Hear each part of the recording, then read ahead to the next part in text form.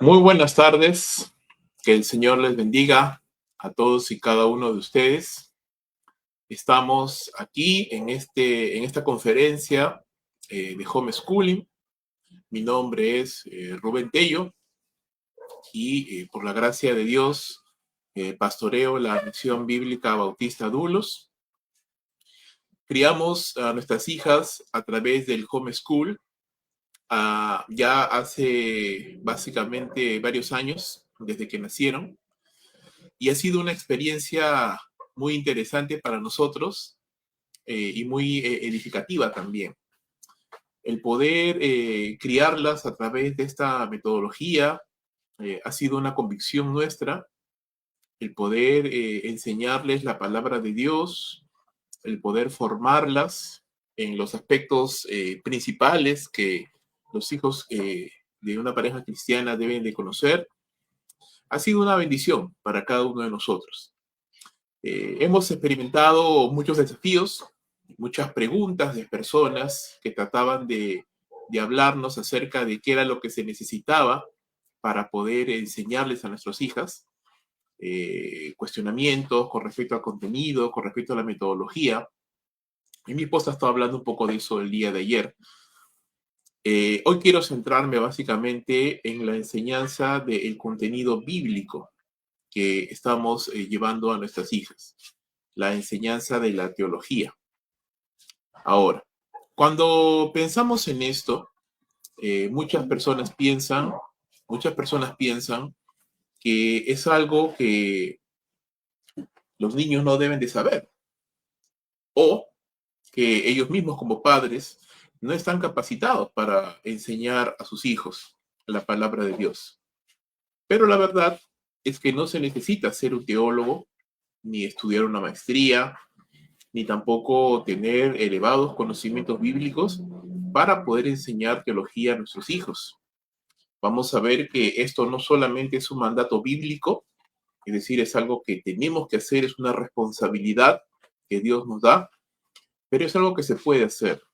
Hoy por hoy tenemos grandes recursos que nos pueden ayudar a poder enseñar teología a nuestros hijos, a la vez que nosotros vamos preparándonos también en ese conocimiento de Dios y de su voluntad. Para ello quiero brevemente ir contigo a la palabra de Dios y quiero compartir el libro de Jueces, capítulo 2, versículos 1 al 10. Jueces, capítulo 2, versículos 1 al 10. Y lo primero que vamos a ver en este pasaje, lo primero que vamos a notar en esta porción de la Escritura, es que Dios da un diagnóstico de la debacle moral y espiritual que el pueblo de Israel vivía en ese tiempo. Usted conoce que el libro de Jueces es un libro caracterizado por resumir y por detallar aproximadamente 400 años de apostasía del pueblo de Dios. Y una cosa interesante que la Escritura dice allí es lo siguiente: el ángel de Jehová subió de Gilgal a Boquim y dijo: yo os saqué de Egipto y os introduje en la tierra, la cual había jurado a vuestros padres, diciendo: no invalidaré jamás mi pacto con vosotros, con tal que vosotros no hagáis pacto con los moradores de la tierra, cuyos altares se habían de derribar. Mas vosotros no habéis hecho así. Vosotros no habéis atendido mi voz. ¿Por qué habéis hecho esto? Por tanto, yo también os digo: no os echaré de delante de vosotros, sino que serán azotes para vuestros costados, sus dioses os serán tropezadero. Y el ángel de Jehová habló, cuando el ángel de Jehová habló estas cosas a los hijos de Israel, dice que el pueblo alzó su voz y lloró, y llamaron el nombre de aquel lugar Boquim, y ofrecieron allí sacrificios al Señor. ¿Qué es lo que vamos a notar aquí en esta primera parte, hermanos? Lo primero que vamos a ver es que Dios aparece a su pueblo y les da un diagnóstico claro de la condición moral y espiritual que en ese momento vivía el pueblo de Israel. Y luego va usted a entender qué tiene que ver esto con el enseñar teología a nuestros hijos. Usted recuerda, el pueblo había establecido Gilgal como la base de operaciones a través de las cuales ellos salían para conquistar las naciones cananeas. Pero ellos se habían movido de Gilgal y ahora se encontraban en Boquín.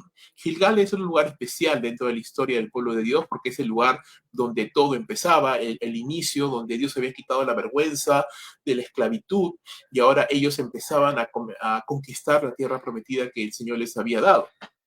Sin embargo, ahora ellos no estaban en Boquín, ellos estaban en Gilgal, estaban en Boquín, este lugar que significa llanto, lloro, este lugar de tristeza por la desobediencia. Dios les dice, les hace recordar que Él los había liberado de la esclavitud, Él los había liberado de Egipto, así que Israel en ese sentido tenía que ser agradecido con Dios, tenían que honrar el pacto que Él había establecido con ellos tenían que haberse guardado, ¿verdad? Ellos tenían que haberse guardado de hacer pacto con los moradores de Canaán. Esa era la responsabilidad del pueblo de Dios. Ellos tenían que haber, en ese sentido, en función de ese compromiso, ellos tenían que haber derribado los altares que habían edificado a los ídolos en la tierra de Canaán. Canaán era una tierra pagana, era una tierra donde las naciones edificaban altares. Ahora, ellos tenían que prestar atención. ¿Qué ha pasado? Que ellos no lo habían hecho.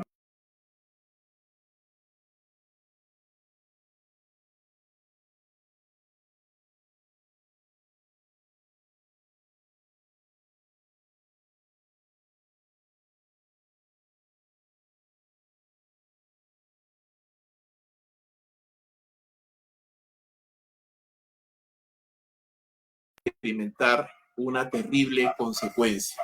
Las naciones cananeas iban a ser una fuente constante de problemas para la nación hebrea. Sus dioses habían de ser tropiezo para Israel. Y sabemos que esto fue así. Fueron fuente de idolatría para el pueblo de Dios. Dado que Israel no había sido radical en su adoración hacia Dios, ahora ellos iban a ser tentados, ellos iban a desviarse del camino por causa justamente de esta falta de radicalidad. Dado que Israel había desobedecido al Señor, entonces ahora ellos tendrían que experimentar estas consecuencias. Muy interesante, la Biblia nos enseña en el verso 5 que Israel, después de que escuchó, ¿sí? Después de que escuchó este diagnóstico de parte de Dios, esta palabra de exhortación de parte de Dios a su pueblo, dice la escritura que lloraron, ¿verdad? Que lloraron y ofrecieron sacrificios. Y sin embargo, hermanos, y aquí viene lo interesante, tristemente interesante, que sin embargo no hicieron ningún cambio en sus vidas, porque si usted mira versículos más abajo, al verso 11, usted va a ver que dice que los hijos de Israel hicieron lo malo ante los ojos de Jehová y sirvieron a los Baales. ¿Dónde quedó el llanto? ¿Dónde quedó el lloro? ¿Dónde quedó el aparente arrepentimiento? Bueno, no era un arrepentimiento verdadero, era solamente una emoción, era solamente tristeza en ese momento, pero no se condijo, no equiparó a una reacción de real obediencia. Ahora, ¿qué tiene que ver esto con nuestra responsabilidad para enseñar teología a nuestros hijos? ¿Está relacionado de alguna manera a la historia de Israel, a nuestra historia, a nuestros tiempos? Definitivamente creo que sí. El pueblo cristiano sufre descalabro moral y espiritual en estos tiempos.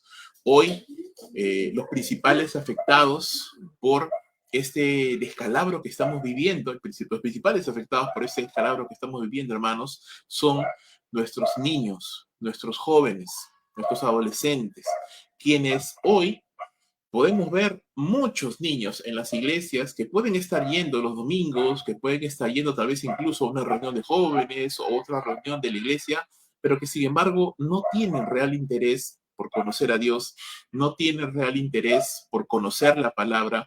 Son muchachos que están siendo constantemente tentados ante las ideologías mundanas de este mundo, a las ideologías mundanas de este siglo. Y no se puede vivir así, ¿sí? No se puede vivir así. Vemos entonces, hermanos, muchos niños desinteresados, tristemente, en las cosas espirituales, de las cosas espirituales, ¿no? Converso con bastantes padres que me hablan acerca de la tristeza que les causa el ver que sus hijos no quieren saber nada de Dios. La tristeza que les causa ver a sus hijos perderse en las cosas de este mundo, en amistades no cristianas, en la academia, en el colegio mismo, en la universidad, y de pronto estos muchachos que en algún momento pudieron estar interesados en las cosas de Dios, cuando eran muy pequeñitos, cuando empiezan a crecer, ya no quieren saber nada de Dios, ya no quieren saber nada de Dios. Entonces, hermanos, quiero llamar su atención al hecho de que estamos viviendo este descalabro moral, este descalabro espiritual, de la cual quienes están siendo los principales afectados son aquellos que tal vez tienen menor conocimiento de la palabra, quienes tienen menor tiempo de comunión con Dios, nuestros niños y nuestros adolescentes. Ahora, ¿por qué sucedió esto en el pueblo de Israel? Porque las cosas que han sido escritas en la palabra, hermano, para nuestro beneficio han sido escritas. Así que vamos a tratar de entender qué es lo que pasó con el pueblo de Israel para nosotros poder ver también de qué manera podemos solucionar o corregir estos problemas. La Biblia nos dice en el siguiente versículo, el versículo número 6 de Jueces capítulo 2, que Josué ya había despedido al pueblo, dice, y los hijos de Israel se habían ido cada uno a su heredad para poseerla.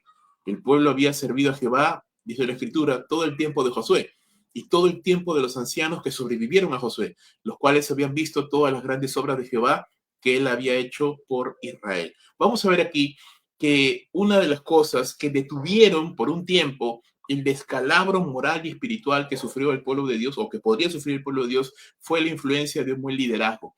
Y cuando ese buen liderazgo faltó, cuando ese buen liderazgo ya no estuvo presente, entonces las puertas se abrieron de par en par para que la inmoralidad, para que el pecado, para que lo malo pudiera entrar en el pueblo de Israel. Y de la misma manera, hermanos, cuando en nuestros hogares, cuando en nuestras iglesias, cuando en la sociedad se pierde ese liderazgo positivo, ese liderazgo bíblico, ese liderazgo que contiene, que detiene la maldad. Entonces, cuando falta ese liderazgo, cuando no está ese liderazgo, cuando los padres no están ejerciendo su labor, cuando los hermanos en la iglesia no están ejerciendo su labor, entonces las puertas de par en par se abren para que la maldad entre en, y vuelvo a repetir, los más afectados sean los niños. ¿Qué vemos acá? ¿Qué nos dice el pasaje? Bueno, nos dice en primer lugar y nos habla de Josué. Josué es una figura preponderante dentro de la historia del pueblo de Israel, no tan conocido, no tan de repente tan grande en relevancia como Moisés, pero Josué era un buen siervo de Dios, un buen hombre fiel, un líder militar, alguien que fue llamado por Dios para poder llevar y guiar al pueblo de Israel a la conquista de la tierra prometida. Josué llevó efectivamente al pueblo, capitaneó al pueblo de Israel a través de estas constantes guerras que duraron varios años, conquistando a las naciones cananeas y obteniendo gran éxito por causa de su obediencia, de ser un hombre obediente a Dios. ¿Para qué podemos decir que su liderazgo fue un liderazgo bueno? No, no era en un sentido tan grande, vuelvo a repetir, como Moisés, pero era un buen liderazgo, era un hombre fiel.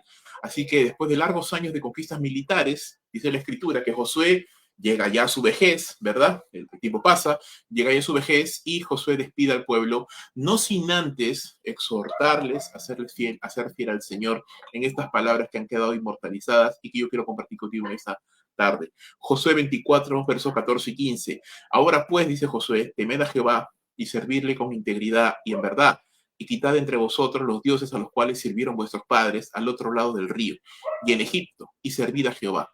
Y si mal os pareciere, dice, servir a Jehová, escoged hoy a quién sirváis. A los dioses a quienes sirvieron vuestros padres cuando estuvieron al otro lado del río, o a los dioses de los amorreos en cuya tierra habitáis. Pero yo y mi casa, dice, serviremos a Jehová. Acá hay un concepto que se repite constantemente, servir a Jehová, servir al Señor, ¿verdad? Y aquí este concepto de servir al Señor es la idea de conocerle, es la idea de adorarle, es la idea de ministrarle, es la idea de hacer su voluntad. Es un concepto muy amplio, ¿sí? No lo piense usted con la mentalidad del Nuevo Testamento, ¿no? Es solamente sirvo en el ministerio. No, el servicio a Dios es algo muy grande. Cuando oramos, servimos a Dios. Cuando obedecemos a Dios, servimos a Dios. Cuando hacemos su voluntad en el hogar, en el trabajo, en donde fuera, estamos sirviendo a Dios. Y uno de los conceptos que más se repite en estos dos versos es servir al Señor. Servir a Jehová, dice Josué. Sirvan a Dios. No sirvan a los dioses a los cuales sirvieron, dice, del otro lado del río cuando estaban en Egipto, ni tampoco sirvan a estos nuevos dioses que van a conocer cuando han cruzado el río. Está en tus manos el hacerlo, pero yo en mi casa, dice, serviremos al Señor. Ese fue el desafío que Josué les dio y les despidió. Josué continuó su camino ya como un hombre viejo, hasta que llegó al final de sus días. El pueblo, dice, volvió entonces a cada uno a su heredad para poseerla y para disfrutar de las bendiciones de Dios. Pero eso no significaba que la lucha había terminado. Es cierto, las grandes guerras habían terminado, las grandes batallas habían terminado ya. Aún todavía quedaban algunas naciones allí por conquistar, pero la responsabilidad no había terminado aún. Aún ellos tenían que cuidarse de la influencia de las naciones paganas, de sus prácticas para no ir tras los dioses ajenos y de cuidar, obviamente, la tierra que Dios les había dado. Josué entonces, hermanos, fue un fiel servidor de Dios. Los ancianos que habían vivido en el tiempo de Josué y que le sobrevivieron a su muerte, también eran fieles. Y durante el tiempo de que él, Josué y estos ancianos vivieron, dice la Biblia que el pueblo sirvió al Señor. Hubo una influencia positiva, hubo una influencia saludable de hombres que conocían a Dios, que servían a Dios y cuyo ejemplo, cuyo cuidado, cuyo servicio influenció poderosamente en el pueblo de Israel, de tal manera que mientras estas personas vivieron, el pueblo de Israel servía al Señor. Hermanos, siempre es necesario tener referentes, siempre es necesario contar con modelos que puedan ayudarnos a ejemplificar la fe, que puedan animarnos en nuestro caminar con el Señor, que puedan exhortarnos, que puedan alentarnos a caminar el camino del Señor con fidelidad, viéndolo en sus propias vidas, viendo cómo se vive y se hace la voluntad del Señor. ¿Esto es cierto ahora también? Por supuesto que sí, hermanos, por supuesto que sí. En mi hogar, en el hogar de cada hermano, en la iglesia, en la sociedad misma, se requieren referentes. El hogar requiere la presencia de un padre piadoso, un hombre que sirva a Dios, un hombre que tema a Dios, un hombre que busque su palabra. Se requiere la presencia de una madre que busque a Dios, una madre piadosa, una madre, un padre, padres que estén ejemplificando el carácter de Cristo, que estén aplicando la palabra, no solamente de mente nada más, sino en la vida diaria, en el trato con los hijos, en el trato entre ellos, en la vida en general, en nuestra manera de hablar, en nuestra manera de reaccionar, en nuestra manera de vivir, de administrar las finanzas, de llevar el rumbo del hogar. Los niños están viendo constantemente cómo nosotros como personas adultas, supuestamente maduros en la fe, supuestamente cristianos, estamos viviendo la palabra de Dios. Ellos nos ven y se dan cuenta si somos los mismos en la iglesia y en casa. Ellos se dan cuenta. No necesitan ellos una clase ni necesitan un discernimiento especial. No, los niños se dan cuenta si yo soy una persona en el hogar y soy otra persona en la iglesia. Si yo soy una persona en mi trato con los hermanos, en el trabajo, con los vecinos, o soy otra persona cuando trato con ellos, cuando trato con la esposa, cuando trato con los familiares.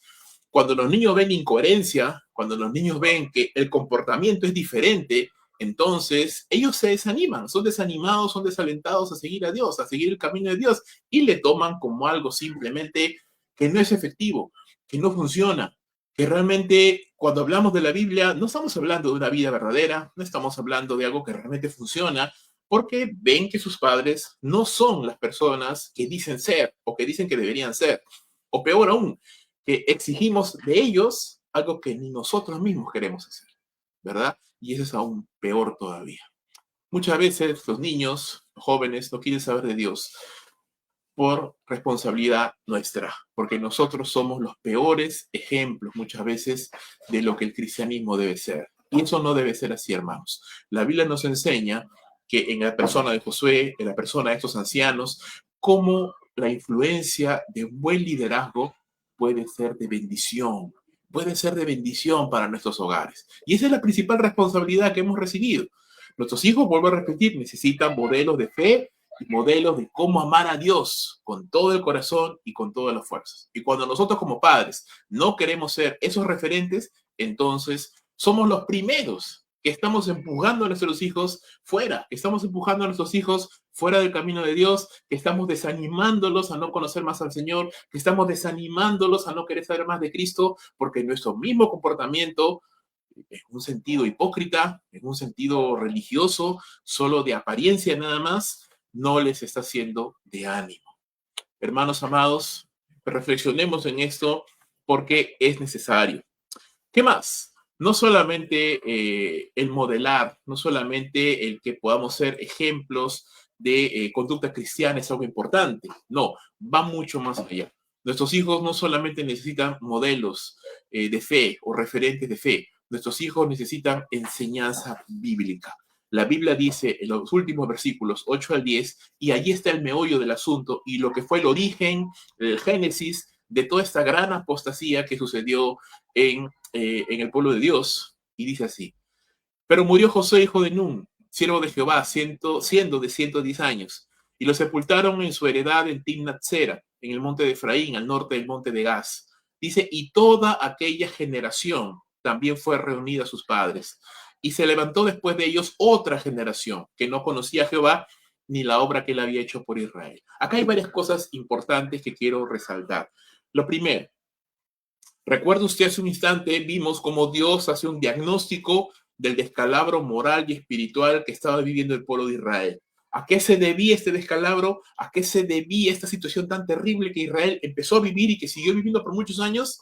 En primer lugar, a que a pesar de que había habido un buen liderazgo, a pesar de que en algún momento determinado este liderazgo frenó la maldad, fue un referente para el pueblo de Dios, este liderazgo murió, terminó. Josué murió a los 110 años. Los ancianos que le sobrevivieron unos años más también murieron. Y no solamente ellos, todos los demás, dice esta generación completa. Ya no estamos hablando solamente de Josué o de los líderes, estamos hablando de toda esa generación. Todas las personas que eran adultos al momento en el que Josué y los ancianos vivían, toda esa generación, dice, también fue reunida a sus padres, murió. Y sucede lo que sucede en toda la vida. Hubo un recambio generacional, se levanta otra nueva generación. ¿Quiénes? Los que en el momento en que Josué estaba sirviendo y los ancianos y todo ese pueblo eran niños, eran bebés o recién estaban por nacer. Esa nueva generación, los que en su momento fueron bebés, fueron niños, niñas, ahora ya eran personas adultas, ahora eran jóvenes, ya estaban casándose, estaban formando familias y se levanta esa nueva generación. Y esta nueva generación tenía algunas características que la Biblia nos dice. En primer lugar, por el contexto vemos que ya no tenían referentes ni modelos a seguir en el camino de la fe. Porque no se nos habla de alguien más después de Josué. No se nos dice que hubiera un discípulo, un seguidor que se levantara después de Josué. Sabemos que Caleb era de la generación de Josué, pero Caleb también murió, ¿verdad? Dice la Biblia que muere Josué, mueren los ancianos que le habían sobrevivido y muere toda esa generación. Así que entre ellos obviamente estaba Caleb también. Porque Caleb era un buen hombre, era un hombre que amaba a Dios, que temía al Señor, pero también murió. Y no se nos habla de ninguna otra persona más. No se nos habla de nadie que se levantase como un discípulo de Josué, como un discípulo de Caleb, o como una nueva generación de gente que amara a Dios y que le buscara. No. Entonces, esta generación nueva, la primera característica que tenía es que no tenía modelos ni referentes en el camino de la fe. Segunda característica, no tenían una teología. No conocían a Dios. No sabían quién era Dios. No tenían una teología. Y podemos elucubrar razones por las cuales esto no sucedió. Podemos pensar que tal vez Josué falló al no enseñar la palabra a los demás. Recuerde usted que el principal enfoque de Josué era ser un líder militar. Él no era un líder religioso como Moisés, que escribía, que predicaba, que enseñaba. No, Josué no era tanto así. Josué era más un líder militar. Sin embargo, no hubo una enseñanza sólida. Podemos pensar, pero ¿y qué de los levitas, verdad? ¿Qué de aquellos que tenían esa responsabilidad de ministrar en el tabernáculo, de estar enseñando la palabra? Bueno, fallaron, no se levantó nadie que pudiera enseñar la palabra de Dios. Al punto es de que no solamente uno, dos o tres, toda esa generación, porque es lo que dice la Biblia, se levantó otra generación cuya característica es de que ninguno de ellos conocía al Señor, no tenían teología. Teología es eso, el estudio de Dios. ¿Quién es Dios? ¿Cuál es su carácter? ¿Cómo es el Señor? ¿Qué piensa? ¿Cuál es su voluntad? Eso es teología. Eso es teología, hermanos. Y la teología es importante. Hace muchos años atrás, a la teología se le conocía como la reina de las ciencias, de la cual emanaban las demás. ¿Qué era la ciencia sino el arte de descubrir las maravillas de Dios? Todo giraba en torno al Señor. Pero ahora vemos una ciencia completamente humanista, completamente apartada de Dios y toda una serie de enseñanzas y de referentes y de vientos de doctrina que apartan a las personas de Dios. No hay teología.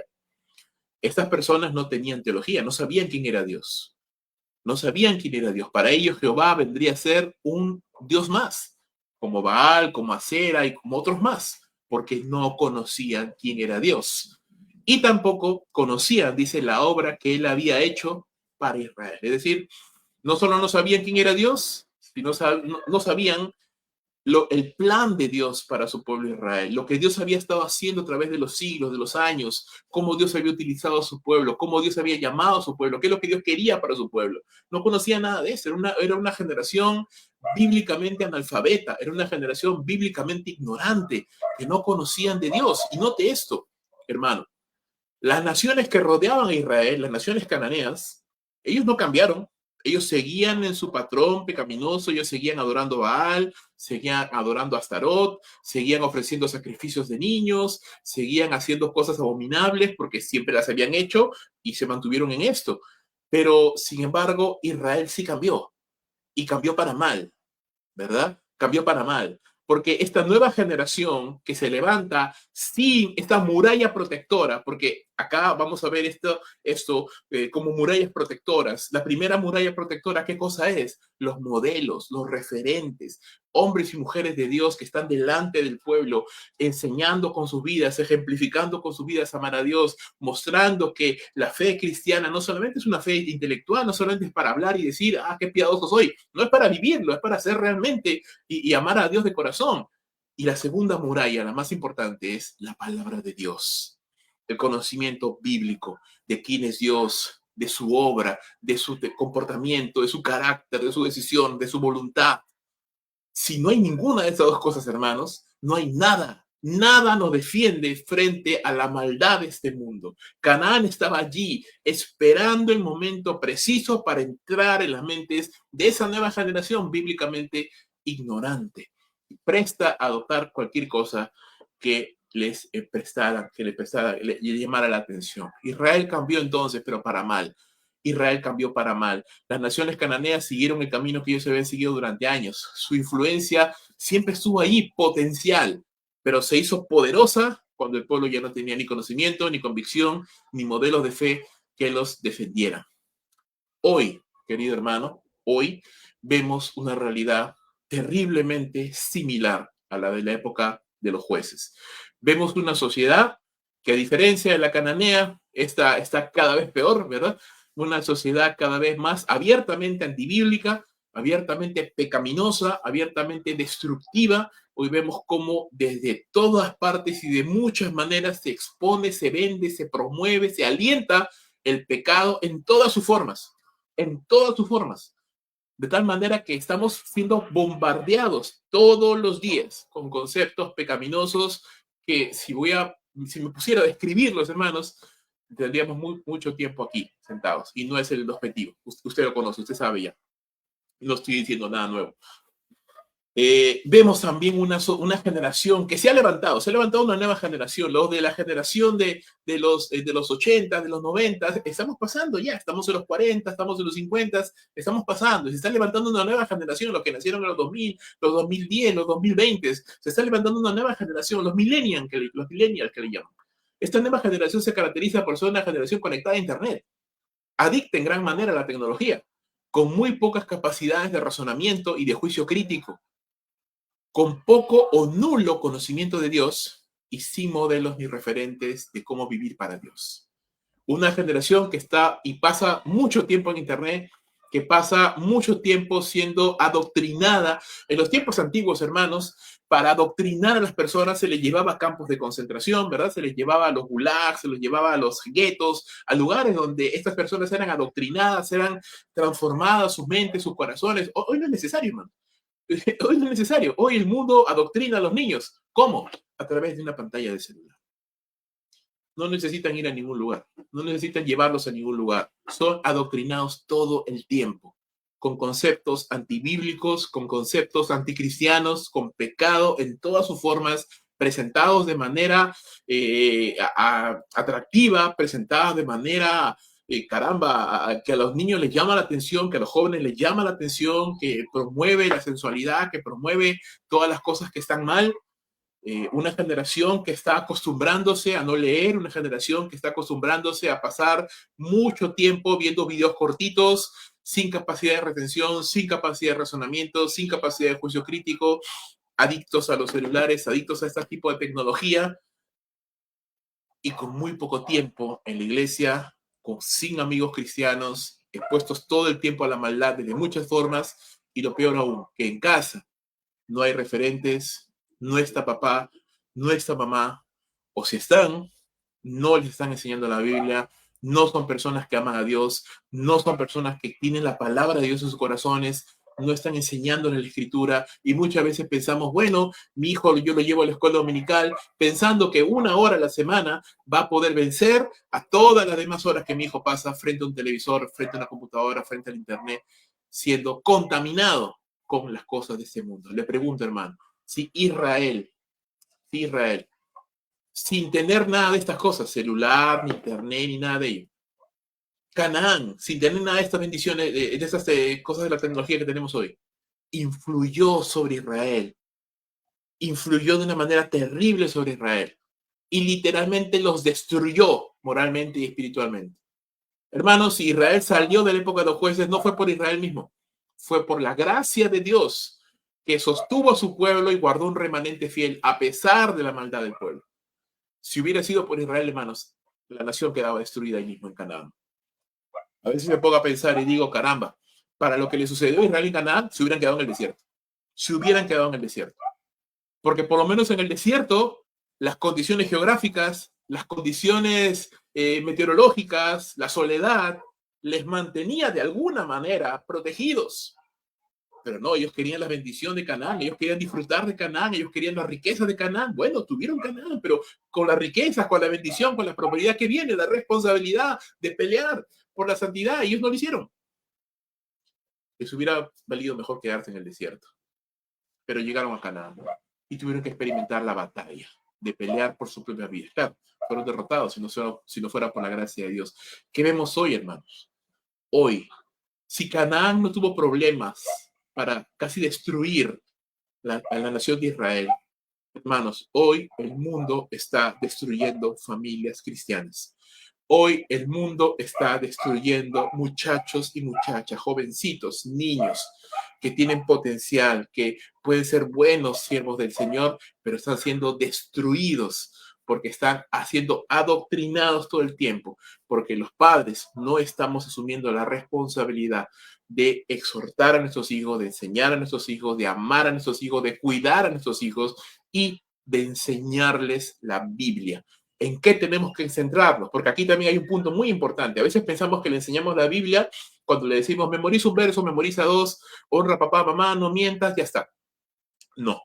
¿Qué es lo que la Biblia nos manda? ¿Cuál es el problema de esta generación? No conocían a Dios, no tenían teología y no conocían la obra que él había hecho, no conocían el plan de Dios. Estos dos ejes son claves, son claves. Piensa en esto, hermano. La sociedad que hoy vemos es antibíblica. Los jóvenes están siendo destruidos. Los padres no están enseñando teología a los hijos. ¿Por qué? Porque nosotros mismos muchas veces no conocemos a Dios. Nosotros mismos muchas veces vamos a la iglesia, nos sentamos ahí, escuchamos la palabra, nos vamos y de vuelta a nuestros problemas y a nuestras cosas, no abrimos la Biblia, no leemos la palabra, no oramos, no tenemos disciplinas espirituales, no conocemos a Dios. Y si yo no conozco a Dios, ¿cómo puedo enseñarle a otra persona, aunque sea mi hijo, de alguien a quien yo no conozco? Los padres no estamos conociendo a Dios y no estamos conociendo tampoco el plan establecido en su palabra. No tenemos un conocimiento integral de lo que Dios está haciendo, aunque está revelado en la palabra. ¿Qué hacemos entonces, hermanos? Padre, madre, hermano, tiene que enseñar teología a sus hijos.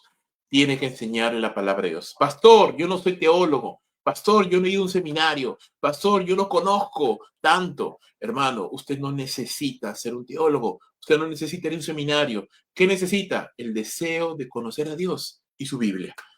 El deseo de conocer a Dios y la Biblia. La Biblia es fácilmente asequible. El deseo de conocer a Dios, no todos lo tienen. No todos lo tienen, ¿verdad? No todos lo tienen. Es nuestra responsabilidad, definitivamente. ¿Qué dice Deuteronomio 6, de 4 al 9? Que esto enseñarás a vuestros hijos. ¿Pero qué cosa? Oh Israel, Jehová vuestro Dios, Jehová uno es. Y estas cosas, dice, os enseñarás a vuestros hijos al levantarte, al acostarte, al salir, al caminar, en todo tiempo.